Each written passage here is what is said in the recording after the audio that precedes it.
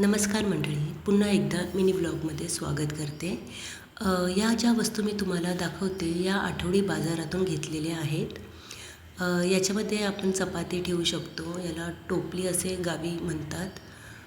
आणि या आपण वेगवेगळ्या प्लॅटफॉर्मवरून काही ना काही शॉपिंग करतो मुंबईला, पण ह्या लोकल मार्केटमधून ज्या वस्तू आपण घेतो ना, त्याची बातच कुछ और असते. ही आहे सर्विंग बकेट.